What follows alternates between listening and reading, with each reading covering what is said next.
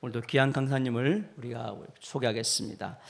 현재 새누리 2교회 담임 목사님이신 안진섭 목사님이십니다. 예전에 코스타 강사로 활동하셨고 현재는 대전 침례신학교 헬라어 성서 강해를 우리 청년들에게 가르치고 있습니다. 오늘 설교 제목은 고통에 대한 바른 태도라는 제목을 가지고 우리 성도들에게 큰 은혜를 주실 것입니다. 나오실 때 우리 큰 박수로서 환영하겠습니다.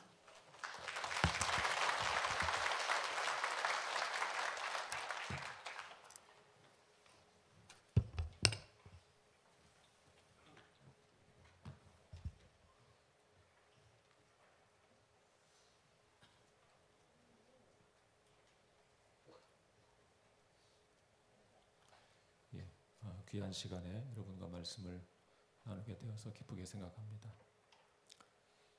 고통을 대하는 사람들의 태도는 매우 다양합니다.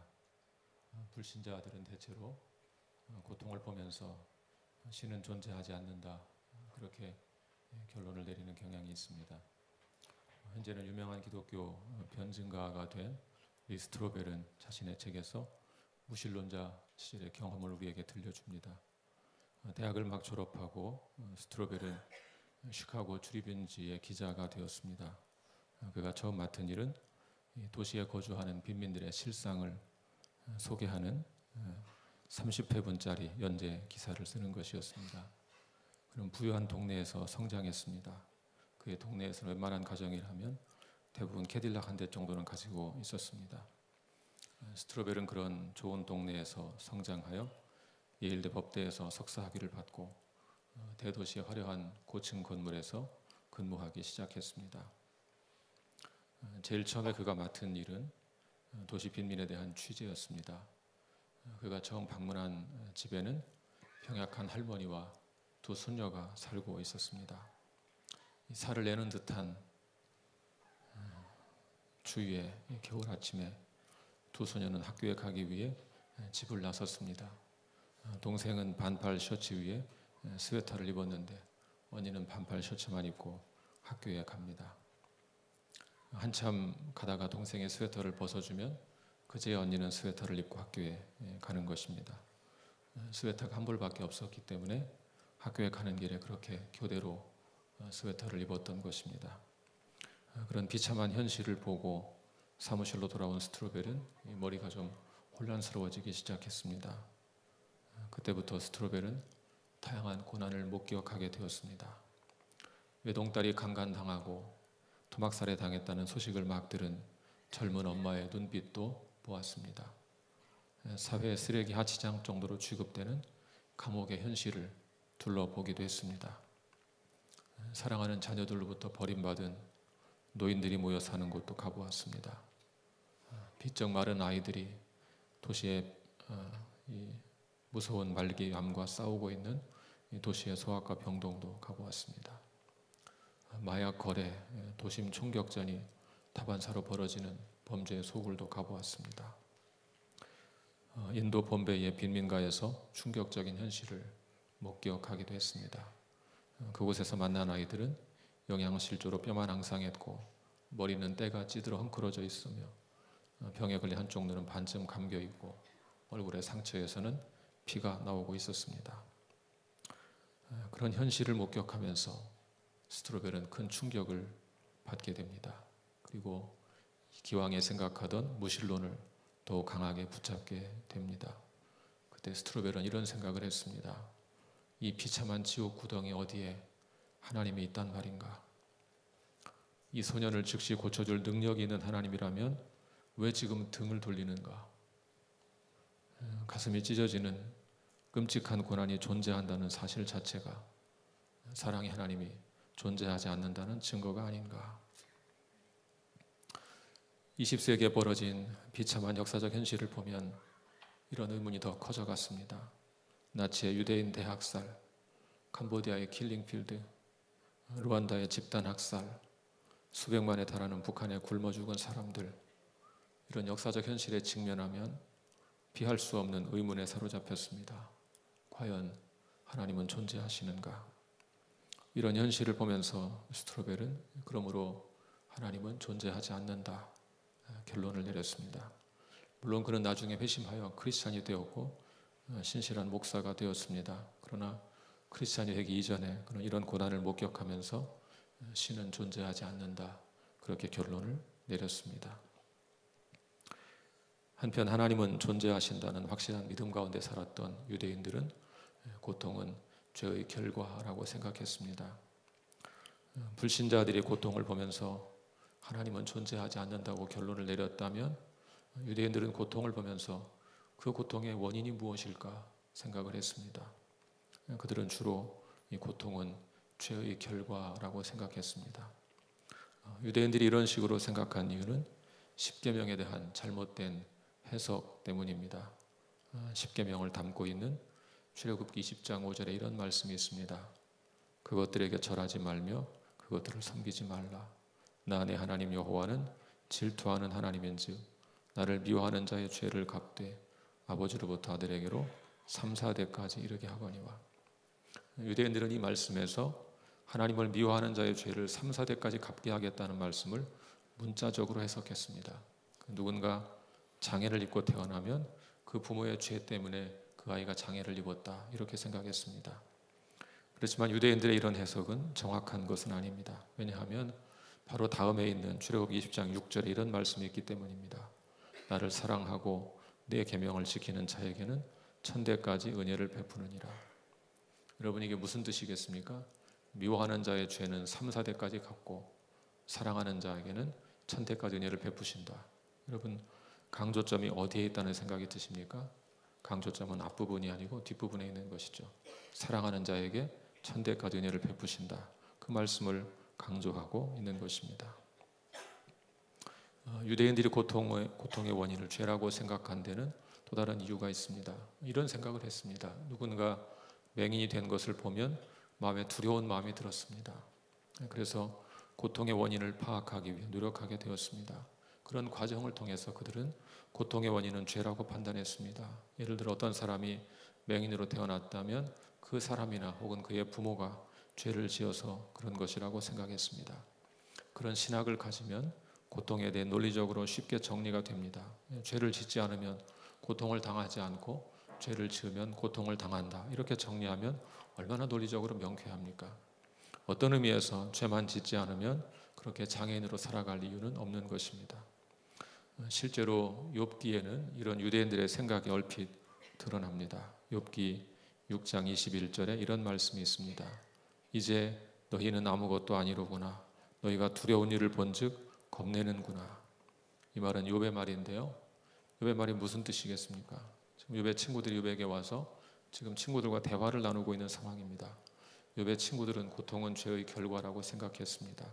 그런데 욥이 그동안 상당히 의롭게 살았다고 생각했는데 이런 고통을 당하는 것을 보고 한편 마음에 두려운 생각이 든 것입니다. 저렇게 의로운 삶을 산 친구도 저런 고통을 당한다면 우리도 저런 고통을 당할 수 있지 않을까, 이런 두려운 마음이 들었던 것이죠. 욥이 지금 그런 사실을 지적하는 것입니다. 너희가 두려운 일을 본즉 겁을 내고 있구나. 오늘 본문의 말씀에서 예수님의 제자들도 바로 이런 유대교의 시각을 보여주고 있습니다. 우리 본문 2절을 한번 같이 읽어볼까요?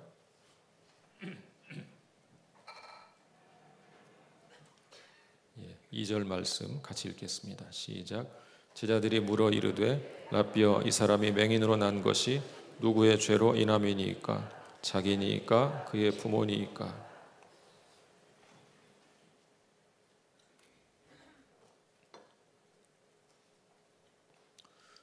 지금 제자들은 이 사람이 맹인으로 태어난 것이 분명히 죄 때문이라고 전제하고 있습니다. 다만 그들이 궁금한 것은 그것이 부모의 죄 때문인지 아니면 본인의 죄 때문인지 궁금하게 생각했던 것이죠.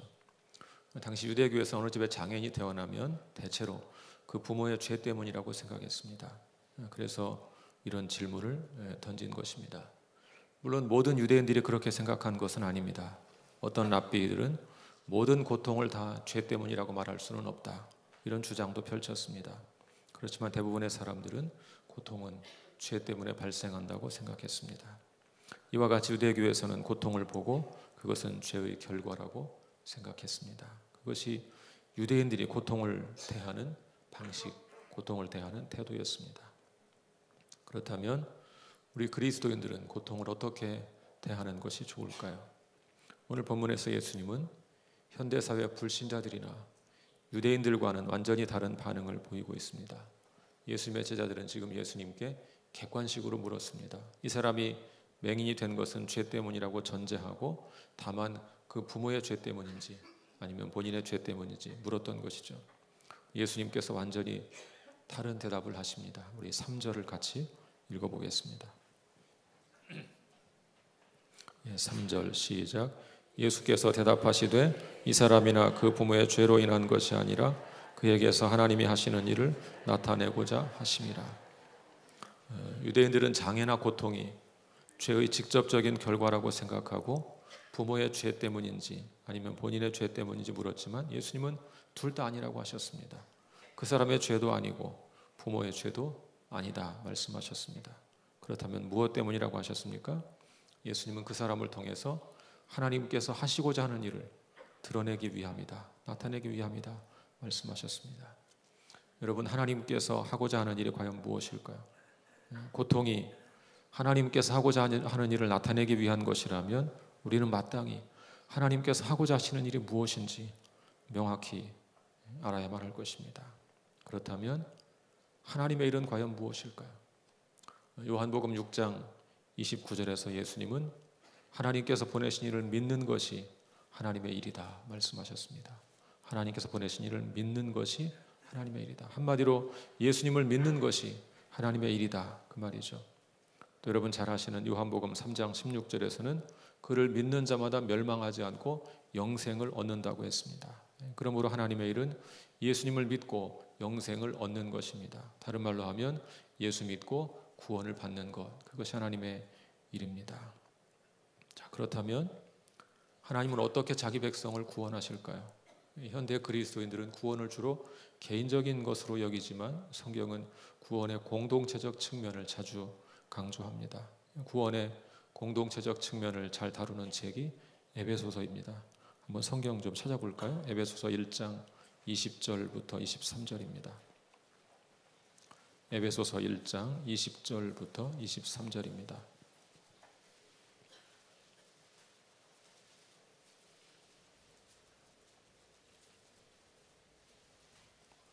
에베소서 1장 20절부터 23절입니다.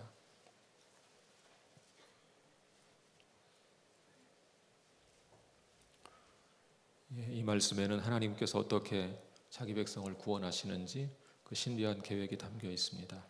우리 한번 다 같이 읽어보겠습니다. 시작.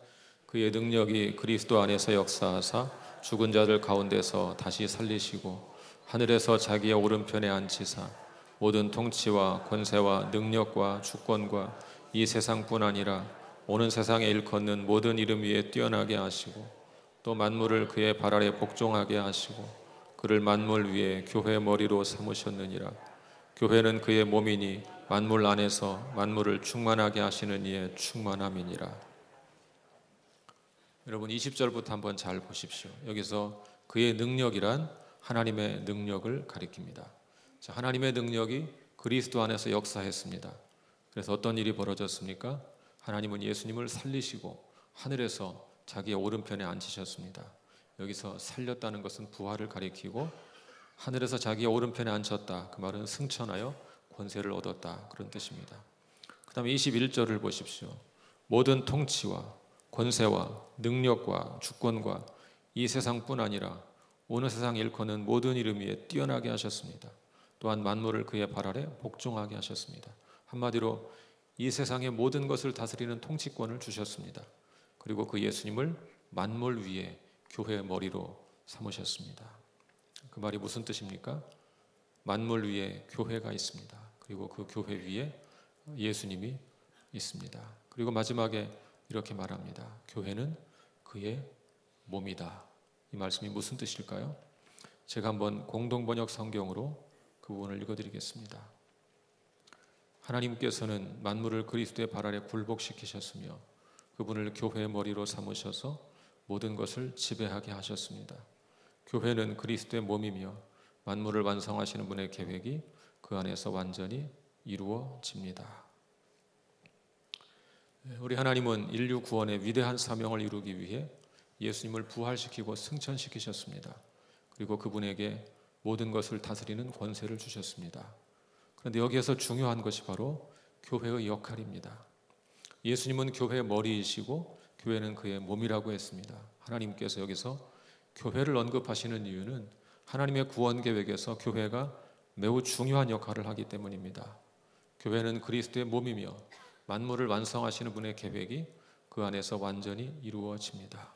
어떻게 이루어집니까? 사람의 몸으로 생각해 보십시오. 여러분, 사람의 모든 능력은 대체로 어디에서 나옵니까? 머리에서 나오는 것이죠. 그래서 무슨 뇌경색이나 뇌졸중 이런 질병에 걸려면 다뜸 나오는 반응이 몸이 마비가 되는 것이죠. 머리가 고장이 나니까 연결되는 지시를 하지 못하니까 몸이 제대로 반응하지 못해서 몸의 마비가 이루어지는 것입니다. 자, 그런데 그렇지만 동시에 그 머리의 지시를 실제로 수행하는 곳은 어디입니까? 몸이죠, 몸. 자, 그럼 이 비유를 잘 생각해 보십시오. 하나님은 인류 구원의 위대한 역사를 위해 교회를 세우셨습니다. 그런데 그 교회의 머리가 예수 그리스도이시고 교회는 그의 몸입니다. 그러므로 우리 교회는 머리이신 예수님의 명령과 지시를 따라야 합니다. 그렇게 하면 교회는 하나님의 위대한 구원 역사를 완성할 수 있습니다. 어거스틴은 교회는 예수 그리스도의 성육신의 연장이라고 말했습니다. 이 땅에서 그의 몸으로 남겨두셨기 때문에 예수께서 육신으로 계실 때 하셨던 일을 계속 수행해야 한다는 뜻입니다. 그래서 복음을 전파하고 말씀을 가르치고 사람들을 치유하는, 주님께서 육신으로 계실 때 하셨던 일들을 이 땅에서 계속할 수 있도록 세워둔 기관이 교회다. 그래서 교회는 예수 그리스도의 성육신의 연장이다. 그렇게 말씀한 것입니다. 여러분, 하나님은 인류를 구원하기 위해 예수님에게 능력을 주셨으며 그 능력을 구체적으로 실행하는 기관으로 교회를 세우셨습니다. 한마디로 하나님은 그리스도의 몸인 교회를 통하여 인류 구원의 위대한 역사를 이루셨습니다. 그렇다면 도대체 교회가 무엇을 어떻게 해서 이런 위대한 역사를 이룬다는 것입니까? 우리가 조금 전에 읽은 에베소서는 교회를 통해서 공동체적 구원을 이루신다는 원리를 말하고 있다면, 고린도전서는 그 원리가 교회 안에서 어떻게 이루어지는지를 구체적으로 보여주고 있습니다. 성경 좀 한 군데 찾아볼까요? 고린도전서 12장 18절부터 27절입니다. 고린도전서 12장 18절부터 27절입니다.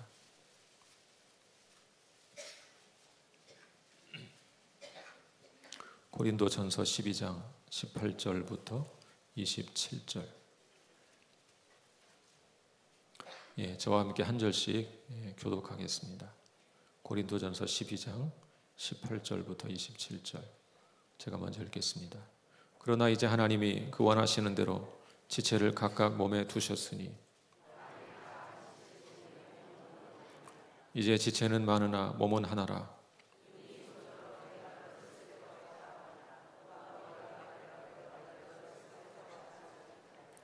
그뿐 아니라 더 약하게 보이는 몸의 지체가 도리어 요긴하고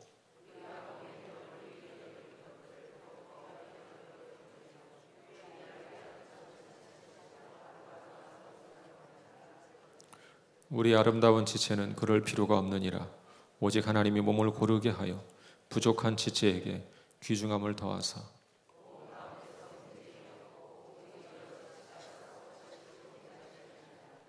만일 한 지체가 고통을 받으면 모든 지체가 함께 고통을 받고 한 지체가 영광을 얻으면 모든 지체가 함께 즐거워하느니라. 너희는 그리스도의 몸이요 지체의 각 부분이라. 하나님은 그리스도의 몸인 교회를 통하여 당신의 구원을 공동체적으로 이루어 가십니다. 고린도전서 말씀에는 그런 공동체적 구원을 이루어가는 모습이 사람의 몸을 비유로 하여 설명되고 있습니다. 22절을 보시면 더 약하게 보이는 몸의 지체가 더 요긴하다 그랬습니다. 또 25절을 보면 여러 지체가 같이 서로 돌보게 했다고 했습니다. 26절을 보시면 한 지체가 고통을 받으면 모든 지체가 함께 고통을 받고 한 지체가 영광을 얻으면 모든 지체가 함께 즐거워한다고 했습니다. 왜 그렇습니까? 우리는 그리스도의 몸이고 그 지체의 각 부분이기 때문입니다. 우리는 이런 말씀을 통하여 교회를 통한 공동체적 구원이 얼마나 중요한 것인가를 알 수 있습니다. 하나님의 구원 역사는 그냥 개별적으로 한 사람 한 사람을 구원하는 것으로 끝나는 것이 아닙니다. 하나님은 그리스도의 몸인 교회를 통하여 공동체적으로 당신의 구원을 이루어 가십니다. 한 지체가 고통을 당하면 모든 지체가 함께 고통을 받고, 한 지체가 영광을 얻으면 모든 지체가 함께 영광을 얻습니다. 왜 그렇습니까? 교회의 모든 성도들은 예수 그리스도를 머리로 모신 그분의 몸을 이루고 있기 때문입니다. 그러므로 오늘 우리에게 진정으로 필요한 것은 바로 이런 지체의식입니다. 우리는 한 몸을 이루고 있는 각 지체들입니다. 장애를 가진 성도나 건강한 성도나 모두가 한 몸의 지체들입니다. 고통스러운 일을 당하여 울고 있는 성도나 경사를 만나서 즐거워하는 성도나 모두가 한 몸의 지체들입니다. 그러므로 우리는 그런 지체의식을 가지고 서로의 아픔을 감싸주면서 공동체적인 구원을 이루어 가야 합니다. 제가 섬기는 교회에 뇌성마비 장애를 심하게 앓고 있는 자매님이 계십니다. 40대 후반쯤 되신 분인데 몸의 모든 기능이 다 불편하게 되었고 유일하게 쓸 수 있는 것이 손가락 한 개입니다. 그 손가락 한 개의 기능을 가지고 휠체어, 전동 휠체어 운전도 하고 손가락 한 개로 또 타이핑을 해서 얼마 전에는 책을 출간하기도 했습니다. 굉장히 빛나는 지성과 통찰력을 갖고 있고 신앙이 깊은 분입니다. 몸은 말할 수 없이 불편합니다. 그분이 이제 우리 교회를 나오기 시작했습니다. 우리 성도들이 다양한 방식으로 그분을 자연스럽게 한 지체라고 여기고 돌보기 시작했습니다. 어떤 아이 엄마는 일주일에 한 번씩 가서 아이와 함께 놀아주다가 옵니다. 그분이 그 아이를 그렇게 사랑하고 예뻐합니다. 어린 아이를 보면서 그 생명의 경외심을 느끼고 생명을 소중하게 여기는 마음을 종종 갖게 되는 것 같습니다. 또 음식을 만드는 것을 잘하는 분은 일주일에 한 번씩 가서 음식을 만들어서 함께 음식을 먹고 그렇게 합니다. 최근에 몸이 더 안 좋아졌습니다. 그래서 병원에 입원했다가 지금 수술을 할지 말지 이제 곧 결정해야 되는 그런 중대한 기로에 서 있습니다. 우리 성도들이 그분을 보면서 그냥 자연스럽게 한 지체로 받아들이고 그분의 삶을 돕고 섬기고 그렇게 해나갑니다. 그러면서 저는 교회가 무엇인가를 많이 생각하게 됩니다. 여러분, 우리 모두는 다 한 몸의 지체라고 했습니다. 성경은 그렇게 약한 지체를 볼 때 자연스럽게 그를 돕고 함께 돌보고 함께 살아가는 것이 교회가 마땅히 할 일이라고 말합니다. 여러분, 몸을 한번 생각해 보십시오. 내가 한 곳을 다치면 다른 기관들이 자연스럽게 돕습니다. 제가 예전에 오른손을 다친 적이 있었습니다. 왼손으로 밥을 먹게 됩니다. 자연스럽게 밥을 먹어야 되니까 다른 지체가 돕는 것입니다. 몸은 그렇게 자동적으로 반응하게 되어 있습니다. 교회는 그런 그리스도의 몸으로 이 땅에 세워진 것입니다. 빌립보서 2장 12절에서 두렵고 떨림으로 구원을 이루어 가라 말씀하신 것은 바로 이런 공동체적인 구원을 가리키는 것입니다. 그러므로 어떤 지체가 고통을 당한다면 모두가 함께 아파해야 합니다. 다른 지체가 아플 때 함께 아파하는 것이야말로 진정으로 그 교회가 살아있다는 증거인 것입니다. 살아서 고통을 느끼면 함께 연대하여 그 아픔을 치유할 수 있습니다. 그런 의미에서 아픈 지체는 오히려 그 교회 공동체를 살리는 역할을 합니다. 그런 면에서 고통은 반드시 나쁜 것만은 아닙니다. 그 고통을 느끼기 때문에 문제를 찾아서 함께 고칠 수 있기 때문입니다. 그래서 한 지체의 고통은 그 교회를 공동체적인 치유로 이끌어주는 역할을 하게 됩니다. 세계적인 외과 의사인 폴 브랜드는 평생 인도와 미국에서 나병 환자를 치유하는 사역을 했습니다. 그런 고통이 도리어 놀라운 선물이라는 사실을 자신의 경험을 통해서 증거합니다. 나병이 무서운 이유는 고통을 느끼지 못하기 때문입니다. 손가락이 떨어져 나가고 발가락이 떨어져 나가도 환자는 고통을 느끼지 못합니다. 고통을 느끼기만 하면 다른 지체가 협력하여 대처할 텐데 고통을 느끼지 못하기 때문에 이 나병 한센병이 무서운 것입니다. 그런데 폴 브랜드 같이 이 한센병 환자를 전문적으로 치료하는 사람들은 항상 마음 한구석에 불안한 마음이 있다고 합니다. 언제 전염될지 모른다, 그런 생각이 드는 것이죠. 이 한 번은 폴 브랜드 박사가 많은 일정에 지쳐 있었습니다. 가벼운 열병을 앓으면서 예정된 강연을 하느라 완전히 탈진하여 쓰러졌습니다. 정신을 차릴 수 없을 정도로 약 일주일가량을 거의 기절했다가 깨어나기를 반복했습니다. 그러다 어느 날 잠을 청하려고 하는데 갑자기 발에 감각이 없는 것입니다. 나병의 첫 번째 증상이 감각이 없는 것임을 잘 알기 때문에 폴 브랜드 박사는 소스라치게 놀랐습니다. 그날 밤에 한잠도 못 자고 자신의 앞날을 생각하며 고민했습니다. 이 한센병이 어떤 병인가를 너무 잘 알기 때문에 평생 동안 그런 환자를 치료하는 일을 했기 때문에 더욱 두려운 마음이 든 것입니다. 그러다가 잠을 자고 아침이 되었습니다. 폴 브랜드는 이 감각이 없는 상태가 어디까지 진행되었는지 점검하기 위해서 바늘을 꺼내서 발꿈치를 찔러 보았습니다. 그 순간 너무 아파서 비명을 지르고 말았다고 합니다. 그때 일을 그는 자신의 책에서 이렇게 기록합니다. 마치 전기 충격처럼 생생한 그 통증만큼 유쾌한 감각을 나는 지금까지 느껴본 적이 없다. 사실은 너무 탈진해서 몸이 지금 마비가 됐던 것인데 나병이 진행된 것이라고 혼동했던 것이죠. 그때 이렇게 기도했다고 합니다. 하나님, 고통을 주셔서 감사합니다. 고통을 주셔서 감사합니다. 여러분, 교회도 마찬가지입니다. 우리 가운데 아픈 지체가 있을 때 우리는 그 아픔을 함께 느끼면서 공동체적인 구원을 이루어 가야 합니다. 함께 아파하고 함께 울면서 서로 돌보면 교회 안에서 회복과 치유가 일어납니다. 우리가 그리스도의 몸을 이루는 건강한 지체로 건강하게 서로 기능할 때 그런 회복과 치유가 공동체적인 차원에서 이루어집니다. 그런데 오늘 본문에 있는 제자들의 반응을 보십시오. 그들은 누구의 죄 때문에 저 사람이 저렇게 되었느냐고 묻습니다. 그런 질문은 공동체를 깨트리는 질문입니다.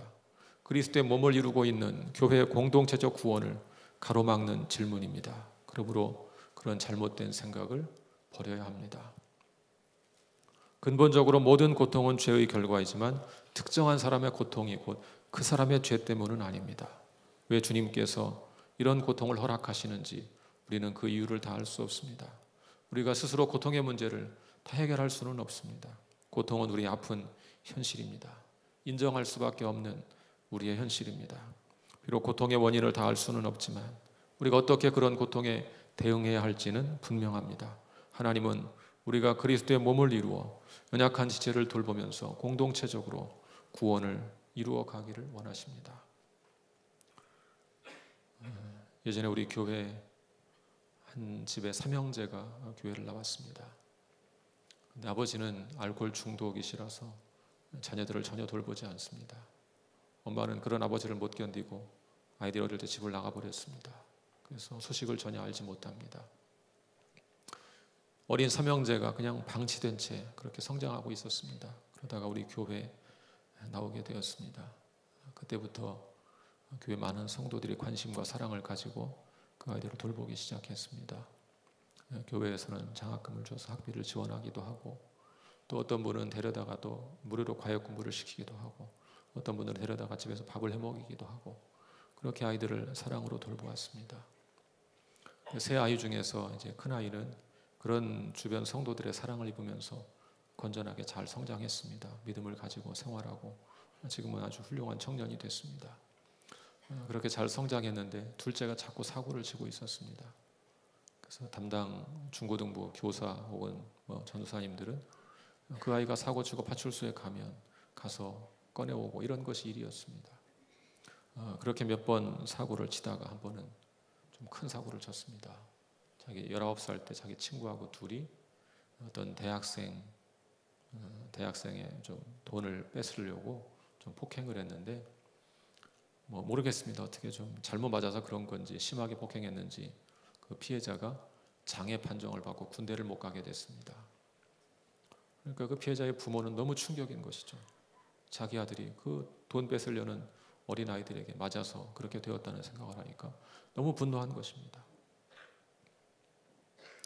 그래서 이제 이 아이가 어려운 상황에 놓이게 됐습니다. 즉각 구속이 됐고 그래서 저희는 또 교회 입장에서 그 아이가 성장한 배경을 알고 있으니까 어떻게든 좀 그 아이를 좀 구명하고 싶은 마음이 있었습니다. 그래서 성도 두 분이 좀 교회에서 좀 모금을 해가지고 부모를 찾아갔습니다. 상황을 잘 설명을 했습니다.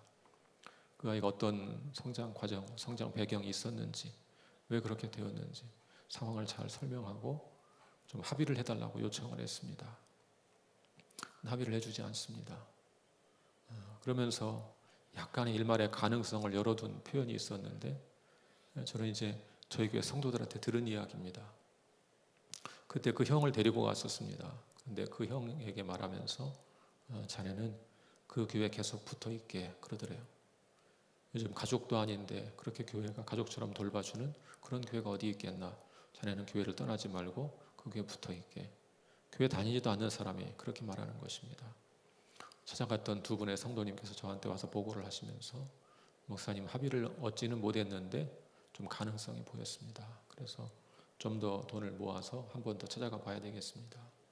그렇게 해서 돈을 좀 더 모았습니다. 2천만 원을 마련해 가지고 가서 이야기를 했는데 다행히 합의를 해주었습니다. 근데 이 폭행 사건이라는 것은 합의한다고 죄가 없어지는 것은 아닙니다. 조금 참작이 될 뿐이죠. 변호사는 저희에게 최하 6개월, 최대 2년 정도의 판결을 받게 될 것 같습니다. 그렇게 이야기를 했습니다. 그 아이가 잘못한 것은 뭐 분명한 사실이고 가해자인 것도 사실이지만 저희는 또 성장한 과정에 아픔이 있었으니까 좀 어떻게든 도와주고 싶은 마음이 있었습니다. 그래서 계속 재판 과정에 참여하고 돕고 면회를 가고 그런 일을 계속했습니다.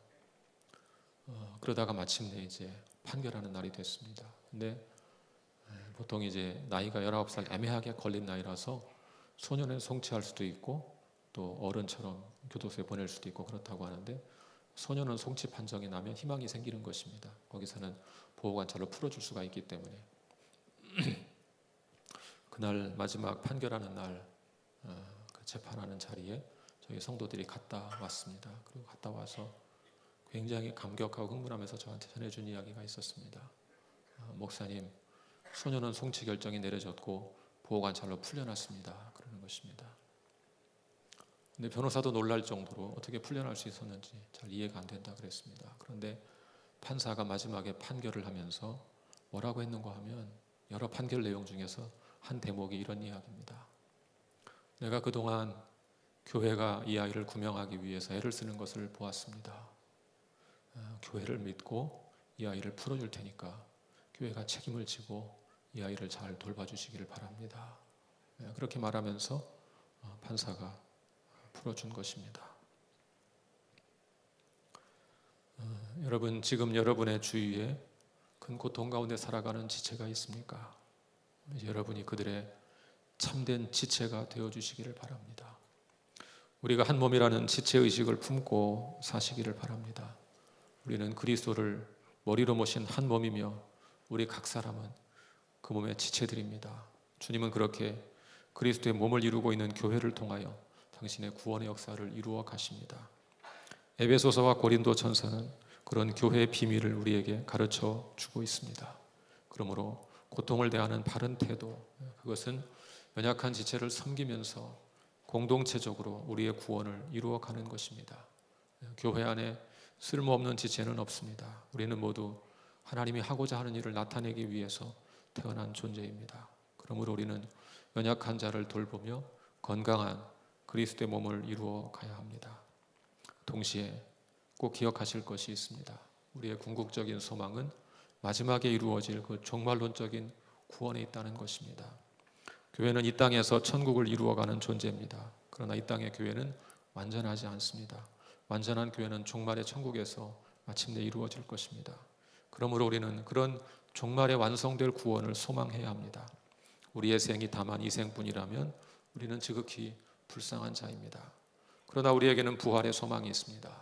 주님께서 다시 오시고 우리 육체가 모두 부활하면 지금 우리가 경험하는 모든 고통이 다 끝장이 날 것입니다. 그날이 되면 주님 우리 눈에서 모든 눈물을 닦아주실 것입니다.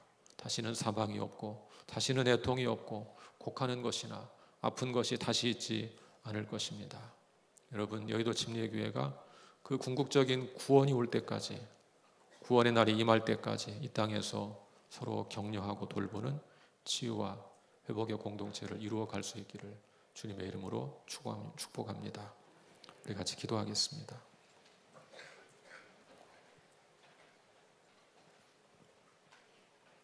하나님 아버지, 우리를 이 땅에 교회로 이루어 주시고 서로 지체가 되어 살게 하시니 감사합니다. 왜 우리 가운데 고통이 있는지 우리가 그 이유는 다 알지 못하지만 주님, 저희가 고통당하는 지체를 한 몸의 지체로 여기고 서로 돌보고 사랑하며 치유하고 회복하는 공동체를 이루어 가기를 원합니다. 그래서 우리가 개인적인 구원뿐만이 아니라 우리가 함께 더불어 주님의 몸을 이루어 가며 공동체적인 구원을 경험해 나갈 수 있기를 원합니다. 그래서 교회가 참으로 천국의 영광을 맛보는 그런 곳이 될 수 있기를 소망합니다. 우리 여의도 침례교회가 그런 치유와 회복의 공동체가 될 수 있도록 도와주시옵소서. 연약한 지체를 볼 때 정죄하고 비난하는 것이 아니라 사랑으로 돌보고 한 몸의 지체로 여기고 격려하여서 함께 주님의 나라를 이루어가고 마침내 우리 가운데 완성될 그 종말에 이루어질 완전한 구원을 소망하며 살아가는 치유와 회복의 공동체, 소망의 공동체가 되게 하여 주시옵소서. 예수 그리스도의 이름으로 기도하옵나이다. 아멘.